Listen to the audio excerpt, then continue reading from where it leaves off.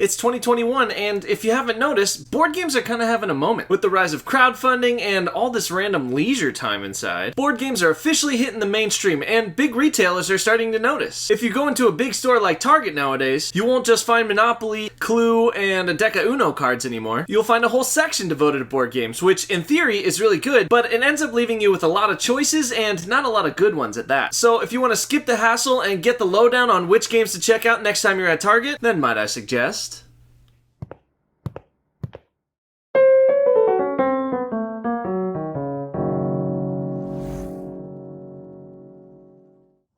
Hi, I'm Alex, and welcome to Might I Suggest a Game, a channel devoted to helping you find your perfect board game. Today I'm going to share with you my specially curated board game tasting flight for games that you can buy at Target. Now, Target has really impressed me with their selection of late, but there's still a lot of not so great games to sift through, so I hope this video can help with that. But before we start, why not take a second to hit subscribe and that little bell button so you can get notified when I post new content. I'm still a small channel with big dreams, so any way you can support is gladly welcomed. Anyways, let's get back to the flight. For this flight, I decided to make suggestions in 3 different price categories, starting from the $0 to $15 category and working my way up to the $25 to $50 category. There are a little bit more than 200 games that fit into these categories, a lot of them being funky licensed games or gimmicky party games, but there were definitely at least a few games in each category that I would totally recommend to you. So, will one of these games be the perfect game for you? Let's find out, shall we?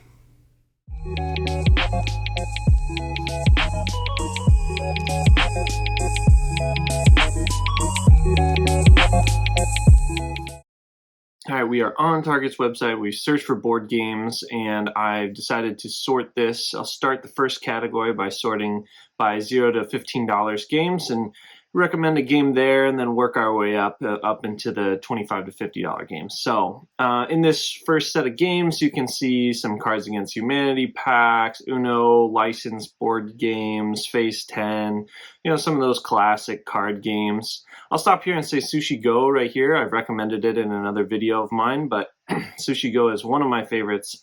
One of my favorite card games of all time, plays great with all different ages, so I would highly recommend this one, but since I've already talked about it, I'm going to continue to move on. A couple of dexterity games and puzzles and things like that. Now we're getting into some kids games. We got Yeti and My Spaghetti, No Stress Chess, a little chess learning, classic Sorry. You got No Thanks, which is another quick little card game that's fun. Guess Who, of course. Let's see here, another chess and Chinese checkers, the classic Clue, Don't Break the Ice. That's got a lot of nostalgia for me, certainly. Nothing here, nothing too crazy here. Let's move on to the third page. We got Connect 4, Family Feud, 5 Crowns. Would not recommend that game, not a huge fan. P for Pizza, I've heard good things about this one. It's a quick little word game. D&D starter set, that could be fun. Okay, now we're getting in Codenames Duet. That's a really great 2-player game. We got Jenga and let's see. Yes, The Crew right here. The Crew is a really, really good game, which I'll talk about a little bit later. I've definitely talked about it before, but I go back to it all the time. Bananagrams, another classic, and Rummikub. One that I used to play as a kid. So, of these games in the $0 to $15 category, I think the one that I would definitely recommend if you were going to get any one of these games would definitely be The Crew.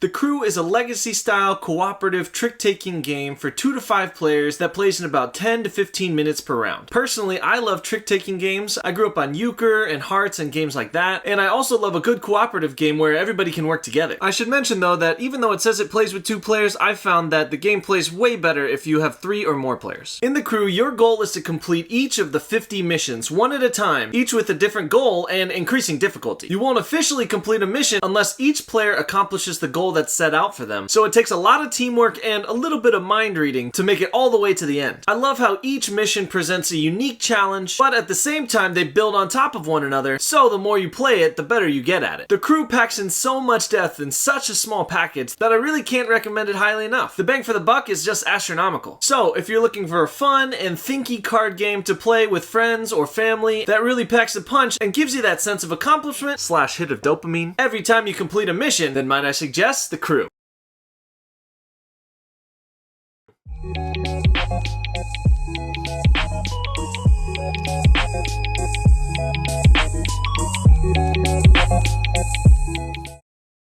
All right, now we're on to the $15 to $25 board games here, and first one right off the bat, Fox in the Forest. It's at $15, so it probably could be included in the last category. But Fox in the Forest, great two-player trick-taking game. Would highly recommend. Love playing that one. It's a great game to kind of be a palate cleanser for other bigger games. We're moving on. We got Shark Bite, Pictionary, Codenames Disney. Twister, another classic. Arboretum, this one by Renegade Games. I've heard really good things about that one. I haven't actually played it myself, but I've heard it's a beautiful little card game there. 6 pages of these ones, so this is really the sweet spot going on. The Space Invaders cooperative dexterity game that I've heard is kind of an interesting title. Got a number of different party games. Classic Operation Telestrations is another one of my very favorite party games of all time. If you haven't played it, would highly recommend. Let's see, what else we got? I've heard of the Snakes one, a new party game coming out, really similar to that Chameleon one, which we saw up further up the page. Let's see, keeping going. A lot of these kind of licensed Mean Girls type games here. A lot of these kids novelty games. Not a huge fan, but I can see the appeal in those. Hungry Hippos.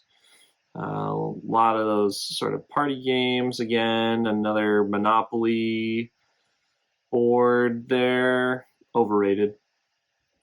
What do you mean? Again, a ton of these party games. Categories. Now that one's all right. That one's all right. I enjoy that one. Exploding Kittens, Cards Against Humanity. They get boring quick. I'll tell you. Another sort of Monopoly set, Battleship, Monopoly Cheaters Edition. I don't know what that is, but I don't really want to find out, to be quite honest with you. Mousetrap, a classic, although I never really knew how to play that game. Let's see, what else? Ultimate Catchphrase. I do love Catchphrase. Classic. Here we go. Okay, now we're getting into some good ones. We got Summer Camp. Looks like it's on sale for a couple of bucks. Summer Camp. New game from Phil Walker Harding. Got Pan Am, which I own, which is a very good sort of worker placement route building game. Villainous, I've heard great things about Villainous. I haven't played it myself. Also, Gargoyles is another sort of licensed game that I've heard good things about. Another Target Monopoly, interesting. Hughes and Cues, I do love that game. Another one of my favorite party games. Let's see, an expand-alone version of Villainous, right there. Last page, we've got Exploding Kittens again, One Night Werewolf, Quirkle. Yeah, cool. So when I look at these games, I'd say the number one game that I'd recommend right here is Summer Camp. Summer Camp is a card drafting, deck building game for 2 to 4 players that plays in about 30 to 45 minutes. In Summer Camp, players will draft different skill cards to improve their base deck and advance themselves down the track towards earning 3 different merit badges. The game is super thematic and it comes with 7 different skills to play with. In each game though, you only play with 3 of those skills, so Summer Camp has a really high replayability right out of the box. The 7 skills that you can earn merit badges of are classic camp tropes: adventure, arts and crafts, cooking, friendship, games, outdoors, and water sports, and they each have their own flavor, which I think is a really nice touch. This game is really simple and easy to pick up, but with all the different merit badges to mix and match with, no 2 games feel the same. So if you're looking for a nice entry-level deck builder with an awesome theme that'll make you want to make a bonfire and roast some s'mores ASAP, then might I suggest Summer Camp.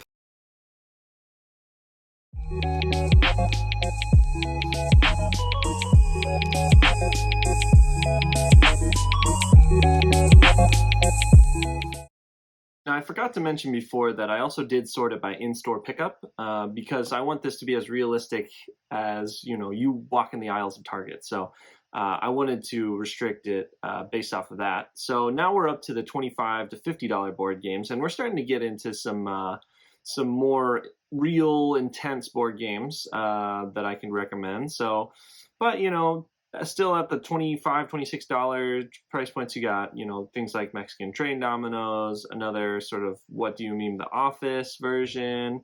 Fast and the Furious game, I haven't heard anything about that one, but I did see the movie and it was pretty ridiculous. So if the board game's anything like that, that might be something worth checking out. The classic Risk, and here we go. Here's Azul. Azul is a really great game from Plan B Games. Tile placement, kind of abstract game. Really beautiful. The little tiles look like starbursts to me, so it always makes me hungry or gives me the sweet tooth. But really enjoy that game and would recommend it. Downforce is sort of a racing, press your luck game. I'm not a huge fan of racing games, but if you're into that, definitely check it out.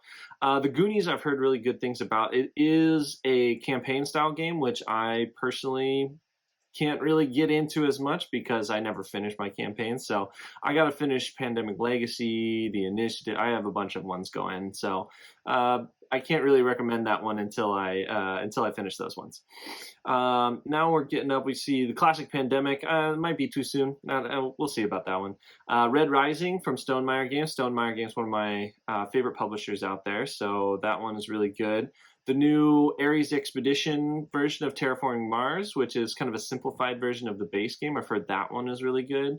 Gloomhaven here, Jaws of the Lion, is only selling for $40, which is pretty good deal, I think. Again, though, another one of those campaign style games, which I'm going to need to check a few more off my list before I pull the trigger on any of those. And then you got Mysterium, Ticket to Ride Europe, Ticket to Ride, the classic Catan, Parks, which I actually just did a video about, if you want to check that one out. And we end it here with the Harry Potter deck building game. So, you know, we're starting to get up into some really, really good board games. For beginners, Ticket to Ride and Ticket to Ride Europe. I actually prefer Ticket to Ride Europe, but, you know, the original is also great. Mysterium is one that gets to the table a lot for my family. Really great kind of cooperative game. But the one I think that I would recommend out of all of these, one that I have played and that I do own is Red Rising. Red Rising is a card drafting, hand management game for 1 to 6 players that plays in about 45 minutes to an hour and is based off the dystopian novel series by Pierce Brown. In Red Rising, players will be drafting and playing these multi-purpose cards in order to accrue the best hand of characters by the end of the game. On your turn, you can play a card from your hand onto one of 4 different planets, and each of the planets you can visit will allow you to collect either resources or influence or some sort of bonus which will earn you points and also make progress towards the end game. Each player also has an asymmetrical power that'll guide your strategy as you try to create the best combo for the end of the game. The rules of this game are super simple, and you can usually get into playing in about 15 minutes or less. However, there is a lot of reading on every card, and a lot of cards in the deck, which makes your first few plays a little slow, especially if you play with players that need to know every single shred of information always. Couldn't be me. Either way though, I really enjoyed the discovery that this game offers, and I love trying to create all kinds of different combos and seeing how this shook out. So if you really enjoy the Red Rising series, or if you're just looking for an easy to learn, hard to master game that has great art and tons of replayability, then might I suggest Red Rising. Thanks so much for sticking around for my specially curated tasting flight for games that you can buy at Target. Next time you're at the Bullseye, make sure to check out some of these games. I hope my recommendations make it really easy for you to pick the right one. But these 3 games aren't the only good games at Target. If you picked up a good game at Target that you really enjoy, drop it below in the comments. Anyways, thanks for all the support so far. Please don't forget to like, comment, and subscribe so I can keep growing this channel and keep helping you find your perfect board game. Once again, this has been a Might I Suggest a Game production, and I'm Alex, your board game sommelier, signing off.